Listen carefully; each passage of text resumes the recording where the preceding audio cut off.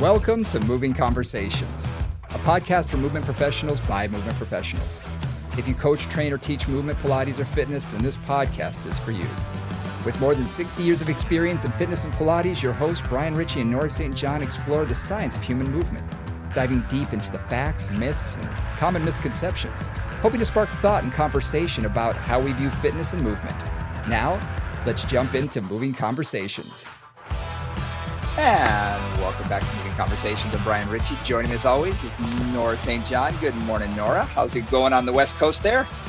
You know, it was 45 degrees here in April yesterday. and it was 70 degrees the day before, which is very unusual for April. I don't live in Michigan. I don't live in Chicago. I live in California.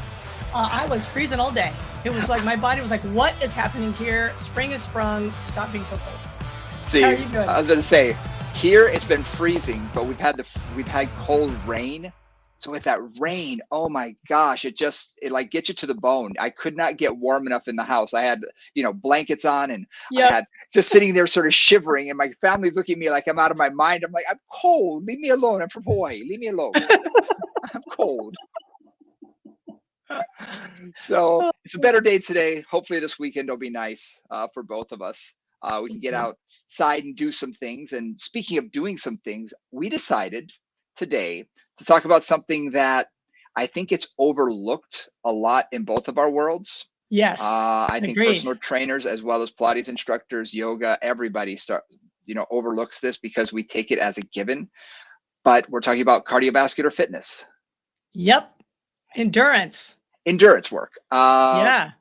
And there's two different types of endurance if you think about it, because you can do muscular endurance where you're just doing high number of repetitions. Right. And, we all can do that. But there's also just getting on a machine and going for a bike ride, doing the elliptical, doing something that's much more cardiovascularly beneficial. That's working your muscles, yes, but working them in a much different way than what you would in a normal gym because, well, let's take your husband, for instance, the wonderful Al. When he goes on these long bike rides, you're talking about thousands upon thousands of repetitions, not 20 or 30. No, it's like that cadence is however, like, I don't know how many strokes a minute you do, but that's a lot. And it's for, 3 hours or 4 hours or whatever it is. Exactly. Yeah. And I think in general for personal trainers, I'll speak for myself. When I first sit down with someone and we're going over their goals and objectives, oftentimes they'll say they want to become more cardiovascularly fit, and I'll give them some parameters, but they're general parameters. And then I realized in doing the research for today's podcast, which is funny because all of this stuff is exercise physiology, which I took a long time ago, and it's all a refresher, but I'm thinking, man, I know all of this stuff. I remember it, but this is really sort of reaching back into the recesses of my memory about the reasons why we do cardiovascular work. So when I give these general recommendations and then we get busy doing the exercises and I work on strengthening, how often do I really talk to them about the cardiovascular work that they're doing? Besides, so you've been doing your cardio? Great. Move on. Right. So it was very interesting to sort of say, okay, let's see what are the real reasons for this, because, I'm going to ask you this and I'll answer it for myself as well. How often do you do cardiovascular work? I do about 20 minutes. I have an elliptical at home. Mm-hmm. So I'll do that several times a week, usually it's 5 days a week. And then usually take a long bike ride once a week. And that's about it, really. Then I do, in terms of how I do my workouts, sometimes I'll do them in a little bit of a circuit high intensity way. So, my heart rate's going up and coming down and going up and coming down. Sure. But I would not say it's a focus for me. Like I'm not a like Al 450 miles a month bike rider. Like that's not who I am. Right. So I don't do that much steady, regular, committed cardio work for sure. I do I would say a light amount of cardio work. Yeah. And I think that's what a lot of people do. For me, a couple of years ago, I did a lot more cardio. I was doing probably 60 minutes a day, 5 days a week, because it was a lot more about weight loss and trying to do that. So I was literally looking for a caloric burn. So I was doing 60 to 90 minutes, 5 to 6 days a week. And that's a lot. My heart is very happy about that. Yes.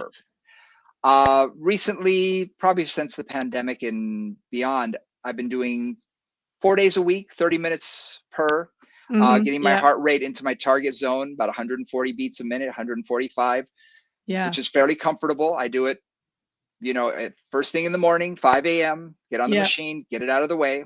And then I do weight training after that, or, I do some weight training on the weekend. So I was looking at it and I thought, do I hit the numbers that the AMA or the American Heart Association or even ACSM, what are their parameters, what are their recommendations or their prescription for cardiovascular work? And I found this interesting, that the American Heart Association recommends 150 minutes of moderate intensity. So moderate intensity, we're going to talk about percentage of heart rates, probably going to be between 65 to 75 of your, maximum heart rate. Okay, that's your target, 65 to 75%. And I'd say getting it from 75 to 85 or even to 90 would go into more of the intense route. Intense, they say 75 minutes, but 150 minutes, that's a lot of minutes. And this is a week, right? That's per week. Yes, this that's is per week. Yeah. And that's 30 minutes, 5 days a week, right? Yes. Yeah.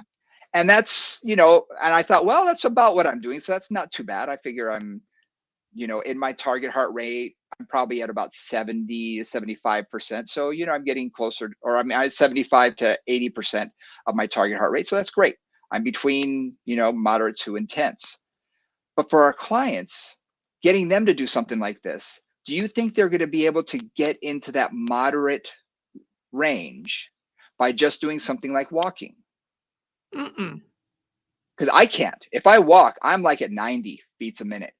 I can't get anywhere near 140.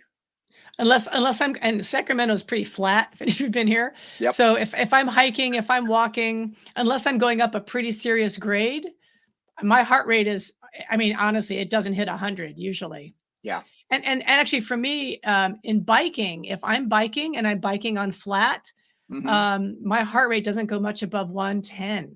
Yeah. So, cycling, I've really got to push it to get my heart up. Like in my case, my muscles will give out before my heart, sort of gets up into those ranges. Yes.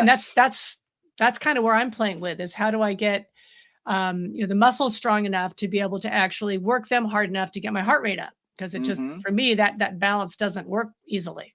And that's an interesting thing you say that, because I found the same thing after my knee surgery years ago. They recommended doing the recumbent bike. Yep. And I was like Al, I was a cyclist, in college days and things, and doing a 50 mile or a century was no big deal on a weekend. I do that regularly. I was on my bike every day. That was my primary mode of transportation. So for me, my body's pretty efficient at the bike. Yeah. I got on the recumbent or the upright bike at the gym, and I got to tell you, I could not get my heart rate up. Yeah. My legs gave out. I got tired. Yeah. And my legs were burning way before I was ever getting my heart rate above, like you said, 100, 110. Now I have a low heart rate to begin with. Mine's usually in the low 50s at rest, sometimes even high 40s.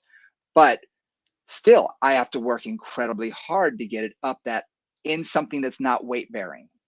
So I have to be absolutely on my feet. I have to be on an elliptical machine, or I have to be, using one of the treadmills where you're your own. Your muscles machine. Are the machine rather than something just keeping up with the machine. So I found that really interesting, thinking about, okay, where is that target zone for people? And if you take someone sedentary, sure, going out and walking might be enough. But for a lot of our clients who have been working out for a little while, it's probably not going to be enough to get them into that moderate zone. So let's talk a little bit about that. Let's just define that, because I don't know about you, but again, in Pilates land, cardiovascular right is not emphasized. It's just not. Even the most intense exercises or strategies or not methods, what I'm talking about, styles of Pilates is kind of doing a traditional classical workout. And there is a certain amount of speed and a certain amount of cadence, and you just kind of keep going. And the heart rate can get slightly elevated in that. And certainly, you can work it that way. But it's not the same as doing a sustained cardiovascular endurance. It's just not. It's not. It's going to be much more cyclical. It's much less full out for an extended period of time. And a lot of Pilates teachers that I know don't do a lot of cardio. They don't, it's not part of what they think their clients need. And a lot of their clients go to Pilates because they don't want to do cardio. That's not where their preference lies. Yeah. So let's talk a little bit about targets there. You talked about target different heart ranges, target heart rate. So just talk us through that. I know there's standard things you can all find, but talk us through that. There's a couple of different ways to measure your target heart rate. 220 minus your age is usually where we have to start. So I'm 53. So you take 220 minus 53, and yes, I'm not good at math. I'm not an accountant, so I'm actually going to get out a calculator here. So, and I have an old-fashioned one. So 220 minus 53, that gives me 167. Mm-hmm. Okay, that should be my max. Now, I'm going to say this. That's not my max. Okay, I'm fairly cardiovascularly fit. I can work a lot harder than that. But for the average individual, that's where they say is the safe place to be for your maximum heart rate. And the older you get, obviously, that number is going to come down. Now, there's two different ways you can do this. You can take that number and multiply that times 0.65, which is sort of the bottom range of moderate, and then 0.85, and that's going to be your intense range for 85%, 65%. So for me, 167 times that 65%, where is that? 0.65 is going to be 108. Okay. 108, I'm barely doing anything. That's not hard work at that. On an elliptical machine, there's no way that's even working out yet. And my 0.85 is going to be 141. Well, this morning I was doing 145 on the elliptical and not even breathing hard. So I say this to let everybody know, everybody's body is different. Yes. And where their percentage is, yours and mine are probably going to be a little bit different. Mm-hmm. Al, who does a lot more cardio cycling outside, his is going to be different. We all have a little different. So these are general guidelines. Now, that's one way to do your target heart rate. The other way you can do it is by taking the max. So again, 167 is my max, minusing your resting heart rate. Oh, that's interesting. So you minus the resting heart rate. So my resting heart rate is usually around 50. So 167 minus 50 is 117. Multiply that by, I'm just going to say 0.85, your percentage, and then add back in your heart rate. And now I have 149. So probably a little bit more accurate for me. It takes a little bit more mathing skills. I mean, a lot of people don't want to necessarily do that because depending on what you've had, how much caffeine you've had, what you've had during the day, your resting heart rate could be all over the place. Just in general, 220 minus your age, multiply it by the numbers is generally considered the standard. And again, everybody's going to be different. So when I sit with clients, if they're already fairly cardiovascularly fit, a lot of times I will give them slightly higher numbers because I know they can work harder. Yeah. And they should be working harder. Yeah. If a client comes to me who's 65 years of age, who's fairly in shape, plays pickleball or tennis occasionally, and wants to start doing something else, and they say, well, where should I be cardiovascular wise? Well, do I really want to tell them, well, 95 is where you need to be, 95 beats a minute? That's a little low for someone who's fairly active. Well, if they're playing pickleball at all aggressively, they're going to get beyond that pretty quickly, I assume. Exactly. If they're running after a ball and responding, they're going to be above 95, I would hope, within moments, at least occasionally, right? They'll be going up and down, but certainly they're going to go beyond that. So what I tell people, this is just from years of experience, okay, is I go more by respiratory rate. Mm-hmm. Yeah. So because you can also go by METs. METs is metabolic equivalent. You can go by how hard you feel you're working. There's a lot of different ways. Exertion. Yeah. Perceived exertion. There's a lot of different ways you can do this. For me, respiratory rate is the easiest way. So a lot of times I will say, if someone says, yep, I've been walking an hour every day, say, okay, how hard are you breathing? Mm-hmm. And if they say, oh, well, not hard. I said, if I was walking with you, could we talk? Oh, yeah. You're probably not working hard enough. Mm-hmm. You get to that point where if you're working on the lower side of your percentage, you're burning off a lot more that, you're aerobic. So you're Yeah. using oxygen. You can easily have a conversation. But as you get up towards what we refer to as that anaerobic threshold, where you're using a lot more of your oxygen that you're not able to recover fast enough, you're going to sound a little like this if you're trying to talk. And that's where I'd say, look, that's at that 85%. That's really where we want you to start training, to really engage your heart and exercise your heart to get that healthier. We want you to work a little harder, and it doesn't have to be sustained for 30 minutes. You can do intervals. You can do that for a minute and then back it down for 2 or 3 minutes. There's so many different methodologies to that. And we can cover a whole session on interval training down the road. But yeah, I tell them I want them to work just a little bit harder, for at least a short period of time, so they do get that elevation in their breathing rate.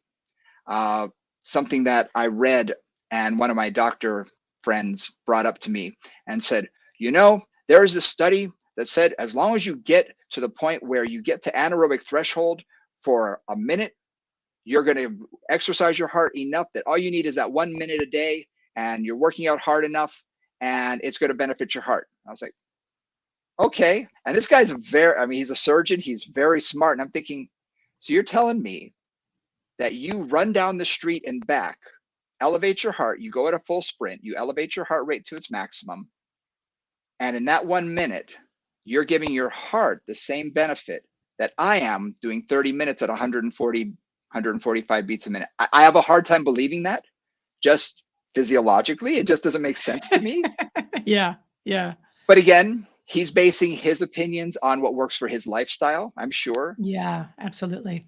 And, he tries to convince himself. And I say, hey, if that's working for you, fine. However, when you're ready to come back to earth, come on back and talk to me, and we'll figure out what's going to work for you. So there's a lot of different research that's been done on this stuff that really shows where you should be. So for me, I want to get their respiratory rate to be where they're having a slightly difficult time breathing, at least a little bit. They're feeling challenged. They're feeling challenged, so that even if they are walking next to a friend, they might have a little bit of a breathing challenge, and that's great. That's great. You want that. You don't need to be completely out of breath. You don't need to feel like you need to pass out, but you want to have that breathing challenge, because that's going to literally challenge your cardiorespiratory. We're talking about the heart as well as the lungs. And we really want to challenge that in order for it to get stronger. So one of the things that I always think about here, I think that was great. That really just clarified many things. So for those of you who don't have a background in exercise phys, and this is new to you, that was great, Brian, really just clear and straightforward. And one of the things that, you always have to look at with clients is, where are they now? Because I've had clients who are seriously sedentary and are not moving at all.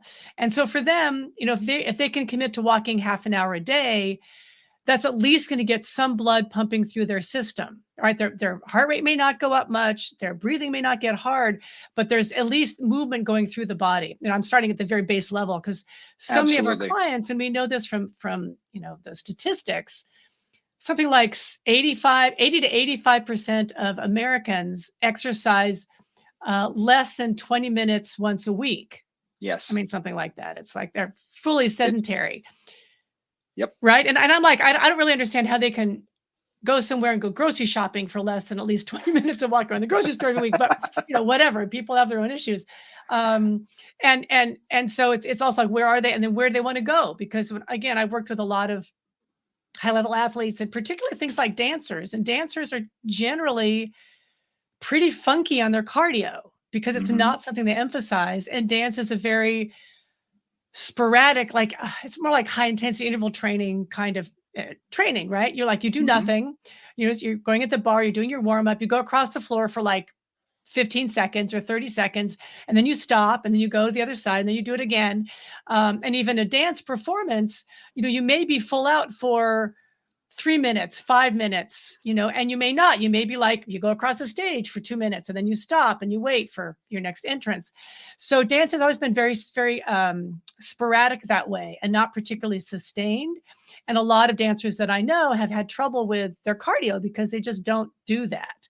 And Mhm. when they do, they find they have much better endurance for everything they're trying to do.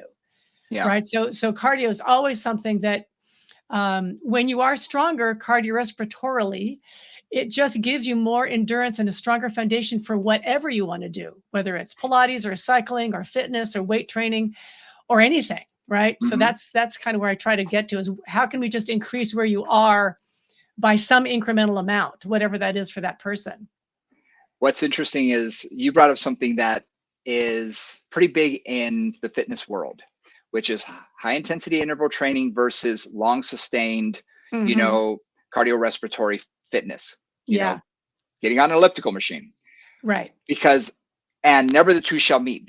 People are in one camp and they want to just do that. And I understand. Doing more of a high intensity interval training, I think, is much more oriented to someone who likes to play sports. Because if you're going to go out there and Yeah. play soccer, you're going to play Yeah. basketball, you're going to play tennis, it's something that is constantly changing where you're going to elevate your heart rate and let it drop and elevate and let it drop. So I think in that sense, it's great. But is it working? And it's definitely working your heart because you get out of breath and then it comes back down. And then he gets out of breath and then it comes back down. So you definitely work the heart. There's no question. Mm-hmm. Mm-hmm.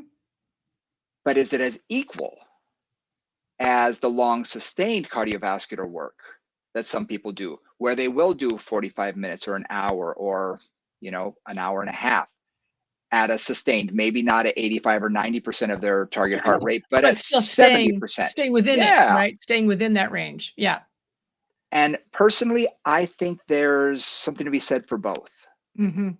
I really do, because both are going to elevate your heart rate. So first of all, let's talk about what does cardio do, Yeah. for your body. Okay, what are Yep. the benefits? Because there's a lot of different things that happen on both a cellular level as well as a heart level. So when we're thinking about this, I was sort of joking with my wife and, saying, we're going to talk about the most important muscle in the body. And I say, no, not the one you're thinking about, the heart, because we really don't think about that nearly as much as we do when we're exercising. We think Yeah. about, if, especially in our world, if we're doing a lot of rehab, we're thinking about, that specific body part and then trying to get function in everything. But in reality, we're really working on the heart. And I went back and I was looking at some of the different things here. So cardiac response to exercise, okay? Left ventricle contractility goes up. And what that means is your left ventricle, the muscle actually gets thicker and it has the ability to squeeze more, okay? Because really what you're affecting in aerobic work is you want to, as you increase your, VO2 max, the amount of oxygen that you can actually take in, okay? What that has to do with is heart rate as well as stroke volume. Okay, so we're talking about cardiac output, how much blood your heart is actually able to pump through your body. Right. Okay, Right. if you have a high heart rate, okay, your stroke volume often doesn't change that much. And that's the amount of blood that every squeeze of your heart, every contraction is going to pump a certain amount of blood through your body. So that's your stroke volume. It squeezes and goes through. As you exercise, your heart rate goes up. Well, it's having to work harder. It's having to squeeze faster. So it's able to pump enough blood so that your muscles get oxygenated and they're able to continue working for a longer period of time. And that helps to get your volume, your VO2 max increased. That's the theory. And that's usually what happens. But what most people don't think about is as you work out and as you do it regularly, your heart actually, because it's a muscle, is actually, the walls are getting thicker. Okay, you're building the muscle. So now every time it contracts, it can put a little bit more volume of blood out there. A little stronger Each and every time. Something we don't think about when it comes to the heart is as we age, we see cardiac fibrosis. We see Mm. it becoming Mm. more fibrous and less like a muscle and more like fiber. So it's Mm. not getting the same amount of contractile tissue squeezing with every repetition. Oh, so just like we talk about in the fascia, where the muscle gets replaced by connective tissue instead of muscle Right. tissue and loses its elasticity. So same thing here, that the cardiac muscle loses a little bit of that ability to really squeeze and release, and instead is a little, it just those muscles aren't acting as efficiently. Right. Yeah. And you said it perfectly. You're not getting the expansion. So your Hmm. ventricle isn't going to be able to expand. The fibers are actually going to be tight. You're not going to get the expansion. You're not going to get like a balloon that is suddenly, the first time you ever blow up a balloon, you're pushing it, pushing it, pushing it. It doesn't really want to go anywhere. Well, that can happen to the heart. Is that the Mm. fiber? It becomes more fibrous and tighter. And as the blood goes in there, well, it doesn't want to expand. It doesn't want to Right. inflate, basically. We want the left ventricle, especially, to be able to accept a larger volume of oxygen or a larger volume of blood, so that when it does squeeze, it can push more blood through the system. So when it becomes fibrotic, and that happens as we age and it happens with being sedentary, we don't have that same amount of volume of blood that's able to go through our tissues. So our walls become less muscular and they don't stretch as much. They don't open up and accept as much blood. So these are big time issues when it comes to cardiac, work, that it helps. We want to make sure we have that ability for the heart to expand and contract the way it should. And that way we're able to have a greater amount of, you know, VO2 max. Uh, Heart rate will often go up during exercise, but we have a faster response afterward of it coming back down to normal. Right. You, That's the other thing, right? Is it's not just how fast you go up, but it's how fast you come back down. And a lot of right. times that speaks to cardiovascular health to some extent, right?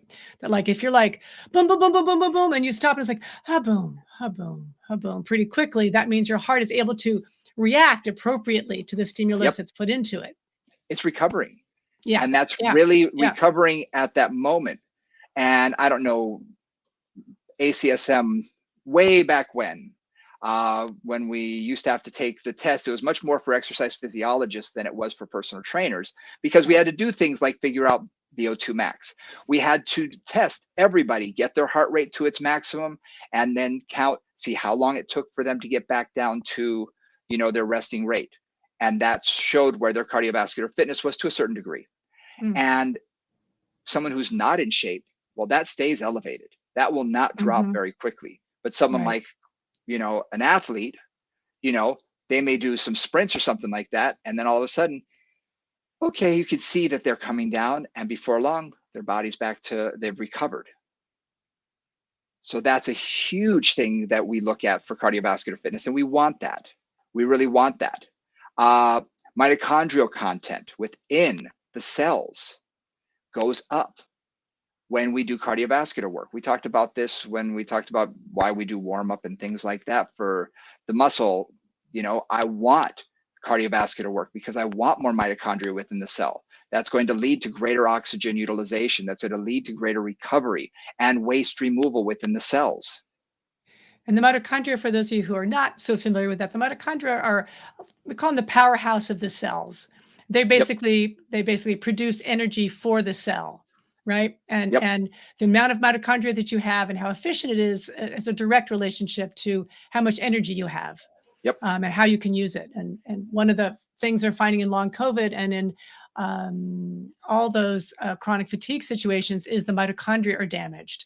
And that's what they're discovering is really part of that chronic fatigue problem, is that their energy production system in the body is down, kind of Mm-hmm. like you've lost your power plants, if you Yep, will. yep. And that can be within the actual heart, the Yeah, cells of or the heart, everywhere. or Yeah, everywhere.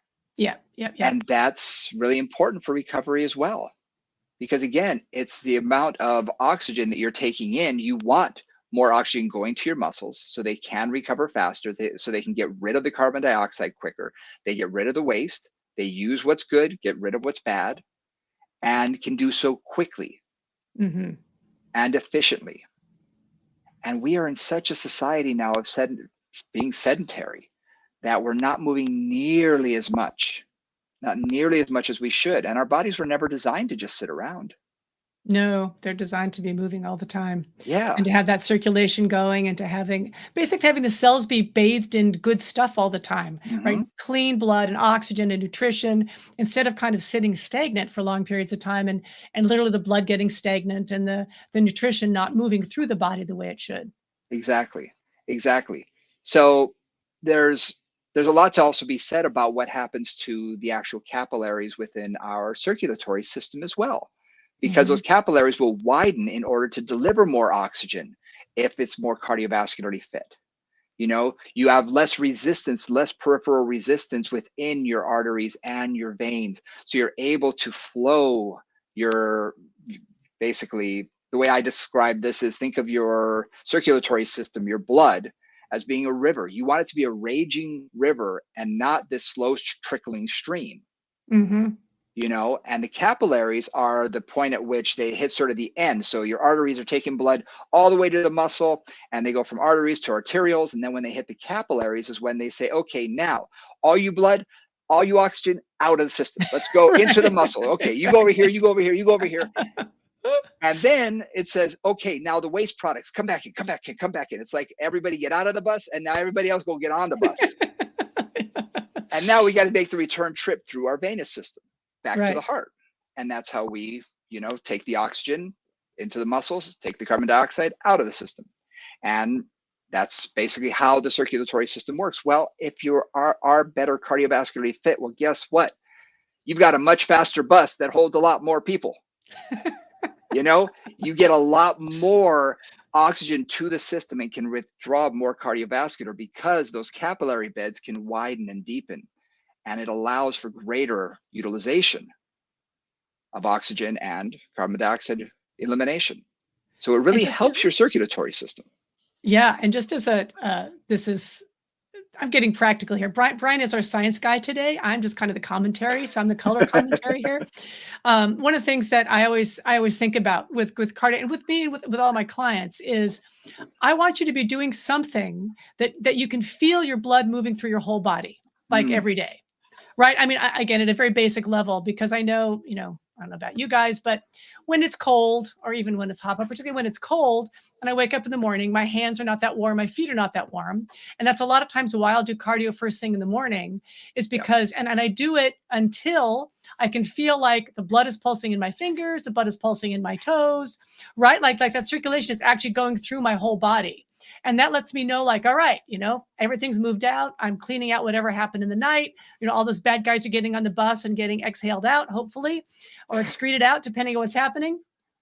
And that's something I really think about in terms of cardio stuff, especially in cold weather, but even in warm weather. It's like sweating, moving, getting the blood flowing, making sure your fingers are pink and not white.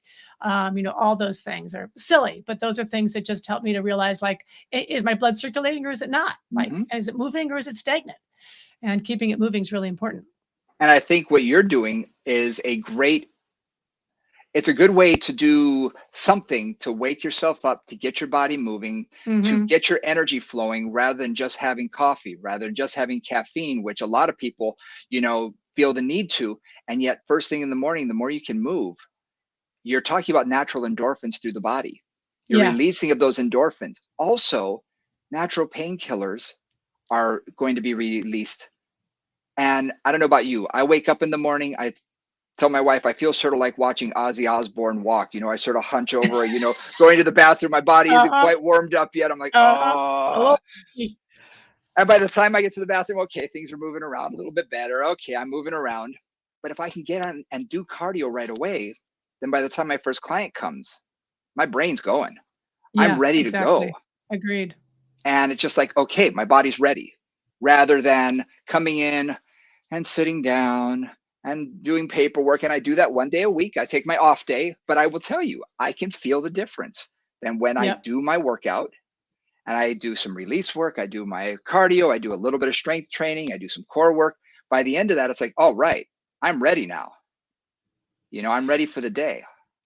And that speaks to well, there's a couple of other sides of cardio that I want to talk about. One is mental benefits. Yep. So there was a study done in the NIH in the UK, and they were basically comparing. They just it wasn't a double blind because you couldn't really double blind this, but they were basically comparing regular cardiorespiratory or cardiovascular exercise and antidepressants for changes in mental health, and they basically realized like they were equivalent. Yeah. So, they had people and they just had them on a treadmill for, I think, 35 or 40 minutes or something every day versus taking, Prozac or one of the antidepressants. And they discovered that the mental health benefits were pretty equivalent for the exercise, cheap for most of us, easy to do unless you live somewhere like Antarctica, right? I mean, there are situations where that's tricky, Yes. but for most of us, it's possible. Anyway, so there's the mental health benefits. The other thing too that I wanted to talk about or mention and have you talk about was there's this whole discussion about certain ranges of heart rate are more fat burning, some are more this, some are more that. Can you address some of those topics too? Because I know there's been a lot of discussion about that. Oh my gosh. That has been a topic that since I got into fitness, 30 plus years ago, it's always been talked about. Because when we work out at a lower intensity, when you're at about 55% of your heart rate, your maximum heart rate, you're burning supposedly equally carbs and fat. You're burning both, about 50% each, roughly, at about 55 to 60% of your maximum heart rate. The harder you work, that ratio changes. So as you approach your target heart rate, you're working more carbohydrate and less fat. When you get to the point of anaerobic threshold, where you're at about 85 to 90%, again, everybody's a little different, but you're at that point where you can't quite catch your breath and you're at your maximum, you cannot work any harder for any more sustained period of time. That's when you're about 100% carbohydrate and no fat. Now, the question always comes down to, I've had clients say, well, I want to be burning fat, so I want to be working at the lowest intensity I can. I was like, well, then you may as well sit on your butt because that's when you're actually burning more fat. Because so you're not really working that hard. It's like carbs, fat exactly. Carbs, right? That I'm sort of drawing a line, guys, just so that it starts with mostly fat and less carbs, and then as you work harder, those come together, and eventually you end up with more carbs and less fat, right? Exactly. Okay. Yeah. Exactly. So then it comes down to calories burned.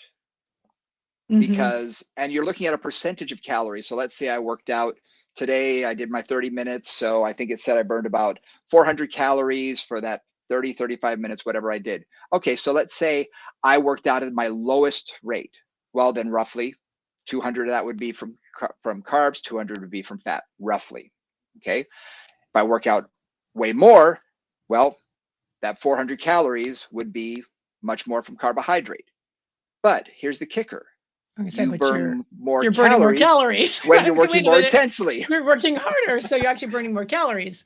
So if I'm burning at 75% and I have that ratio is now, I'm just going to say 75, 25, everybody's body is different. So don't take this as totally, these are rough estimates. Yeah, rough estimates. Even at 50%, 50-50, everybody's body is different.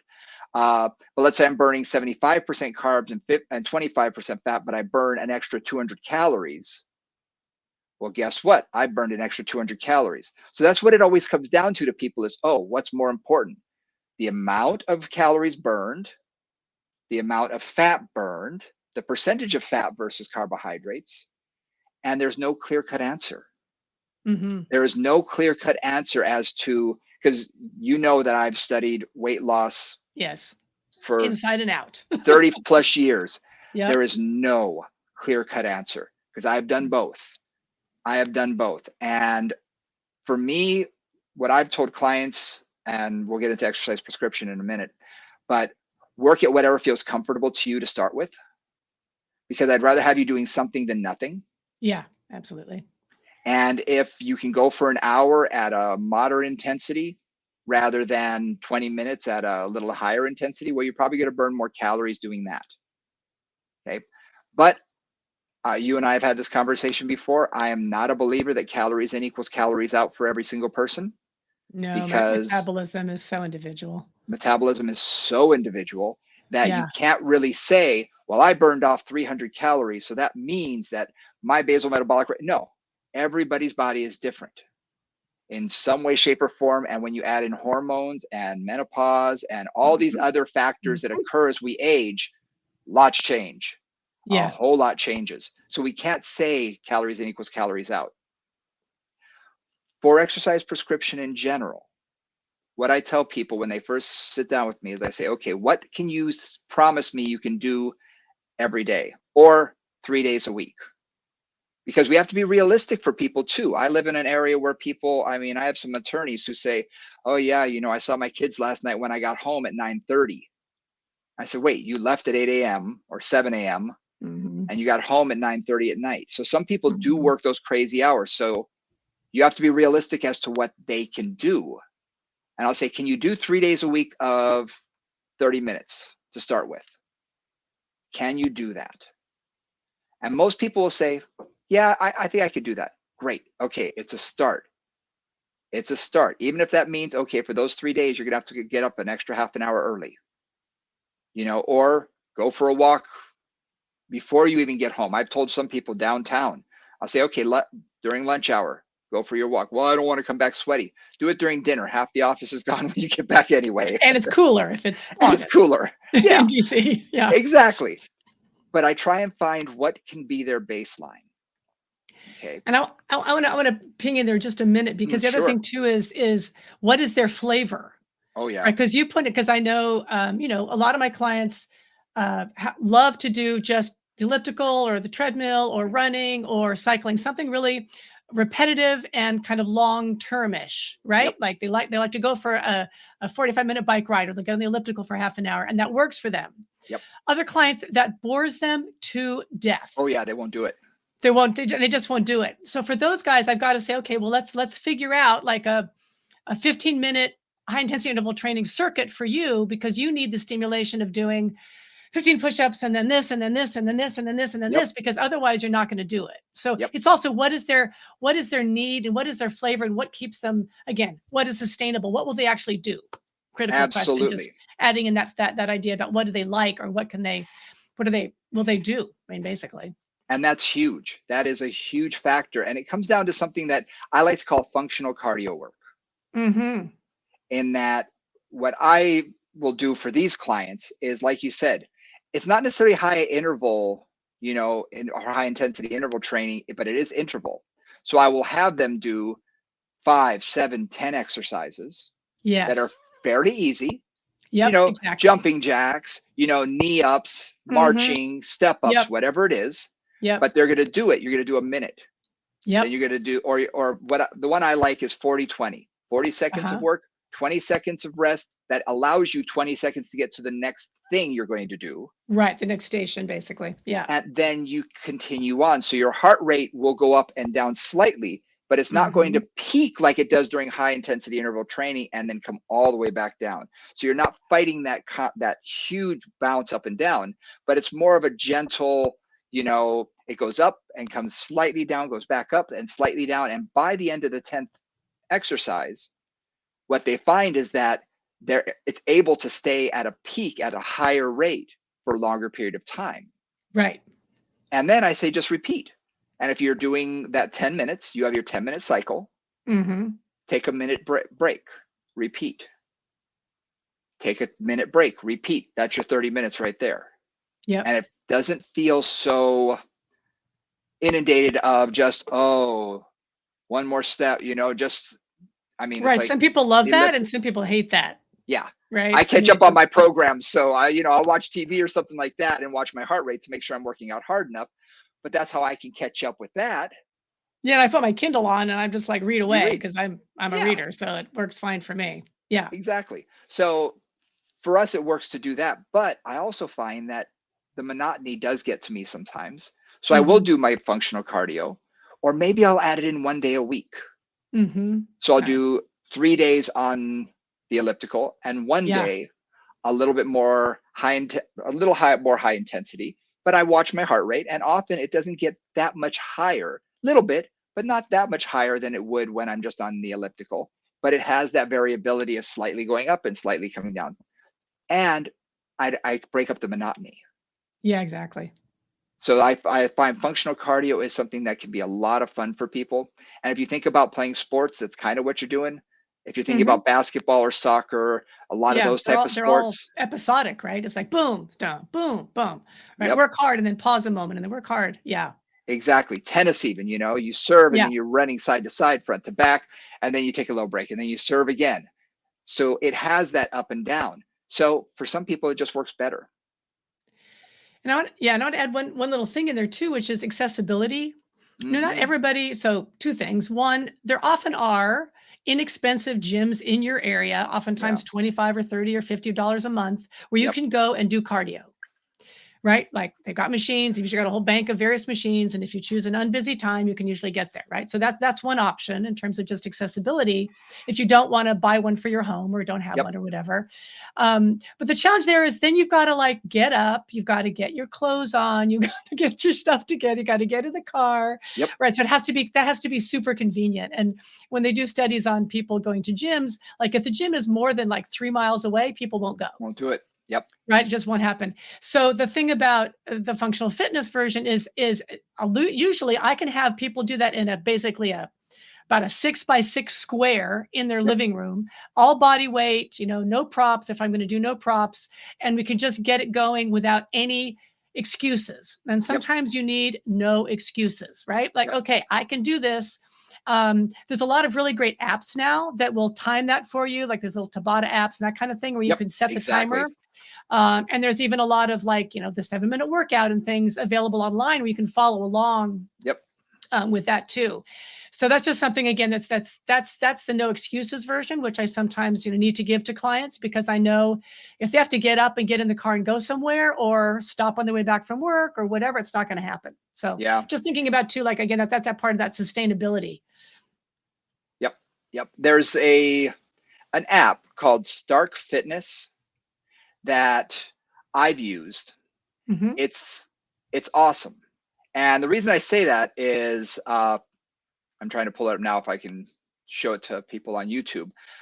What's really neat is I'm showing it on YouTube.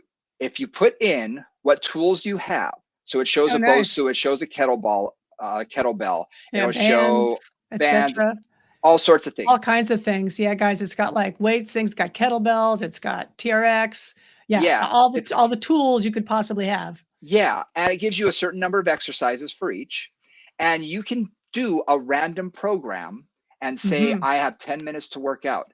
Hit a random program and put down your interval of 30 seconds, 60 seconds, whatever you want it to be. And it will tell you what to do along with a video showing Nice. you the exercise. Awesome. It's really nice because I have a couple of clients who want to work out on their own the other days when they're not here. And they've downloaded this and they say, oh my gosh, it's so much fun. And you look, it's random. So sometimes the exercise is going to be like, yep, that's not for me. And you can pick Right. something else to do and just do it based on the time. But it's really nice just to add a little bit of flavor of variety. And like you said, you don't need a lot of space. A Mm-mm. 6 by 6 box. And how easy is it now with all these online stores and things to get things delivered within a day or two? Bands, Right. tubing, Right. leg Yes, weights, which are cheap. A lot of kettlebells, those are really cheap. and those Target are all has them. They're cheap. easy. They're cheap and they're easy to get. And there's a lot of them. And again, if you're talking about like little hand weights or bands, a cheap one is as good as an expensive one. Like it just doesn't Yes, make that, especially with hand weights, it does not make a difference. Like buy the not at cheapest all. set as long as they fit your hand and you're like good to go. Yeah. Exactly, exactly. And also, I'm going to tell you, I can't tell you how many times I've gone on to like Facebook Marketplace Yeah. and just type in kettlebell. There are times when people are just trying to get rid of stuff and it's Yes, like free, just absolutely. come and get it. Yeah, And absolutely. It's heavy. It takes up a lot of space and I'm done with this. I've scored 3 elliptical machines since the Awesome. pandemic because I was willing to come and take it out of their home. Yeah. So I Yeah. brought it at home. I refurbished it. One's in my family room. I sold the other two. Why not make some money on it? I know how to refurbish these things. But Yeah. Awesome. you can find things cheap and free that give you what you're looking for. And again, if someone doesn't want to join a gym, I get that. I totally understand that.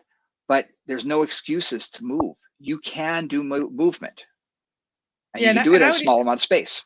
And I would even add to that, because I've played with my Apple app. I've played with, all kinds of online apps, and I'll just go on and I'll say, hey, here's, I want to do 10 minutes. I want to do something dance based, or I want to do something mobility based. And I just push that button.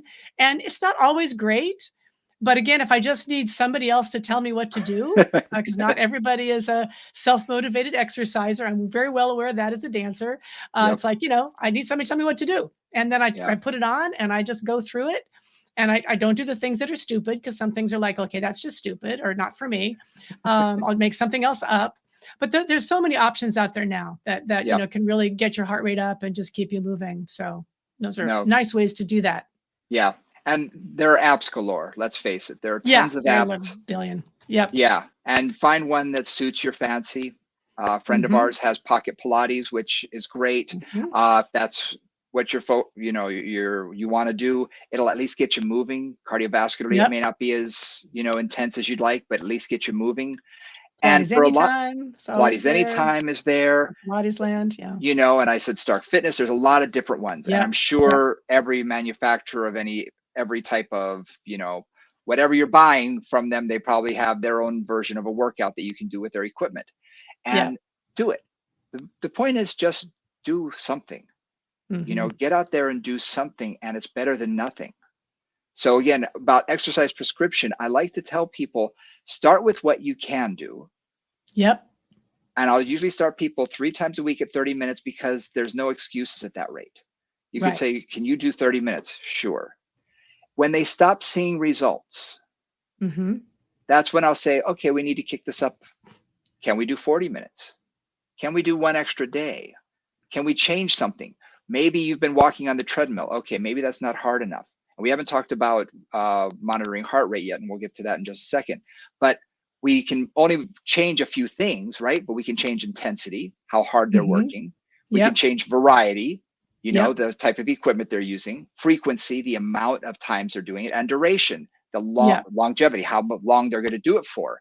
So a lot of Yep. times I'll just say, you've been on the elliptical now for a year and a half. Guess what? Let's do something. Maybe let's do something different. And suddenly they're like, oh man, yeah, my heart rate's back up. Fantastic. And speaking of heart rate, I'm going to highly, highly, highly recommend you tell your clients to get a heart rate monitor. Mm-hmm. I can't tell you how many times a client will say, I'm just not getting, I'm either not losing enough weight, or I'm not, I don't feel like I'm getting the benefits I should. And I say, do you have a heart rate monitor? Well, I use the one on the machine sometimes, And that or doesn't work at all. sometimes they do. Mine. Yeah. Apparently my blood doesn't pump loud enough for them to hear it. So literally I can't get it to even on most of the machines. They literally can't figure out what I'm doing. So, And it jumps around for some people. Like you said, yeah, it'll yeah. be fine. It'll be steady state. And then all of a sudden it'll say 192 and you're like, oh my gosh. And then it'll say 43 and it'll jump Right. around. Yeah. So how accurate is that? Whereas Not very. There's sort of Polar for the longest time was the company that had the heart rate monitor. And I still think it's probably the gold standard, because you have to actually wear the chest strap.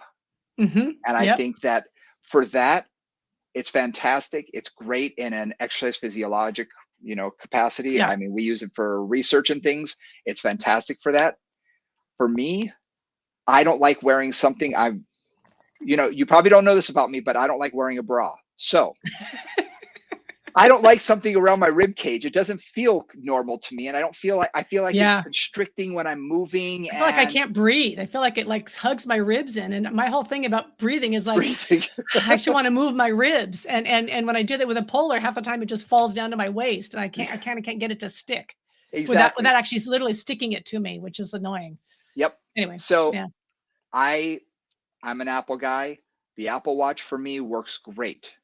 Okay. I find that it works great. I can put on whatever activity I'm doing and it monitors my heart rate, tells me roughly how many calories I'm burning. All that I'm sure is, just variable, whatever, but it gives me at least a baseline, but it gives me that heart rate. And I can constantly look at it during my exercise and be like, yep, I'm in my, or if I'm watching TV and I'm realizing, oh, I'm not working that hard. I'm not breathing. Oh yeah, I'm not. Okay, come on, pick it up. It's at least something that will tell me, and it's fairly accurate. Someone did a blog about this, and literally monitor. I think she had on 2 or 3 different, watches. She had on the Ring, she had on the Yeah. Polar. Yeah. Wow. And in looking at them, it was interesting because Polar, of course, came out as like A plus. It was the most, because Accurate. the most accurate. They've perfected this. But number 2 and 3 were Garmin, and which was great, very expensive. They're more for cyclists and trekkers and things like that. But Garmin was up there. Apple Watch was also up there. They were like A and A minuses, which for me is fine. I'm not a highly competitive athlete, so for me, it's great. Fitbit was like, I think, a B minus or a C plus. So it wasn't that accurate. And then the Ring, and now this was done years ago when she did this, so I'm sure technology has It may have gotten gotten better. better. Yeah. Yeah. But I find what works for you and what seems to be most accurate or most consistent, and use it.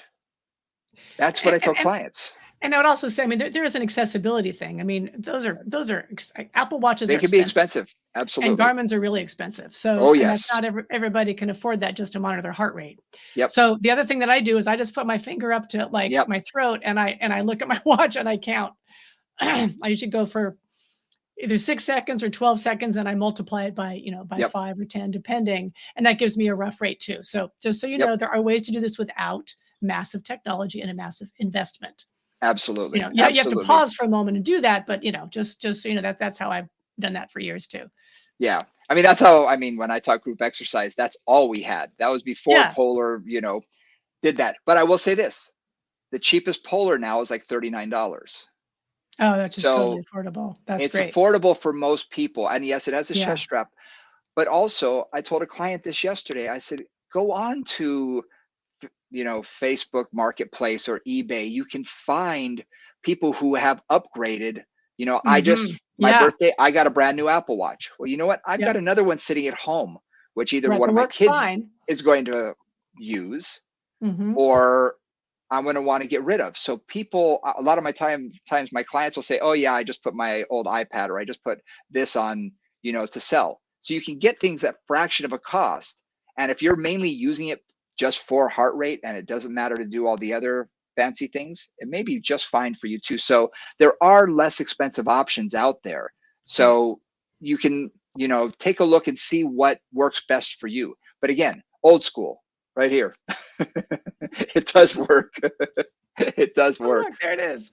Yeah. It does work. So hopefully this gave you a little bit of an idea of the reasons to do cardiovascular work. And I'll tell you, in rereading all of this stuff and going through the research this week, it reminded me, I got to start pushing my clients a little bit more. I really do, because it is important. I need to start reminding them, look, it's about longevity. It's about health. It's not just about lifting weights and getting stronger. We still need this muscle to be strong. So it's something that reminded me, okay, I got to start pushing this a little bit more with my clients too. And I was super excited to do this topic because, again, it's a topic that is just not so much in my wheelhouse. It's not something that I think about, and it's re-inspired me, and it also made me really think about all the different ways that I can do cardio, or I can encourage my clients to do cardio, and find you just keep finding a way for them to increase that and add that into their program if they're not really inspired to do that, because it's just really important. Yeah. It is, in terms of longevity, in terms of future health, in terms of all those markers. That's really important. So Yeah. anyway, hopefully that inspired you guys as well. And I'm going to challenge everyone out there. I want you to put together for yourself a 6x6 foot challenge. I Mm, want you to come up with functional cardio that you can do in a box using the most basic things, like a step, a ball, a BOSU, something you might have around the house anyway, or that a client can get from, Costco or, wherever.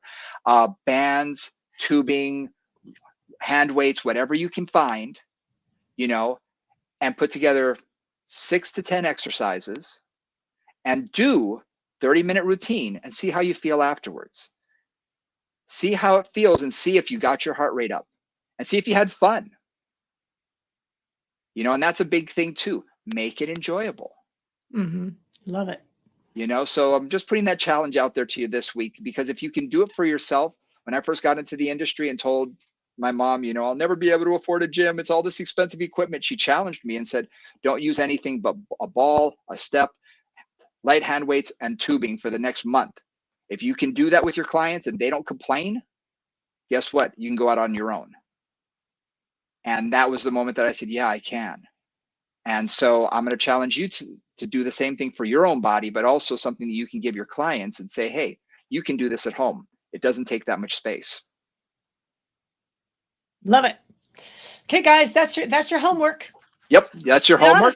Honestly, whether you're a trainer or whether you're a client, like if you're a client, if you're somebody who just likes fitness and a fitness enthusiast, think about that for yourself. Hopefully some of this inspired you to just add something into your routine or make up stuff like choose your 6 favorite exercises and put them together and see how it works for you. Exactly. Well, thank you for joining us this week. We've hit the hour mark, almost on the dot right now. on the dot. Yep. On the dot. Listen, if you want to give us some suggestions, please hit us up on our socials at Moving Combos, Instagram, Moving Conversations on Facebook, or movingcombos@gmail.com. You can always hit us up there. Do us a favor, like, subscribe, hit all of those buttons on everything from YouTube to your podcast of choice, Spotify, Apple Podcasts, or whatnot. Subscribe every week. It'll be in as soon as you wake up on Tuesday morning. It'll be there so you can listen on your way to work. So we appreciate it, and hopefully we'll see you guys next week. Bye, guys.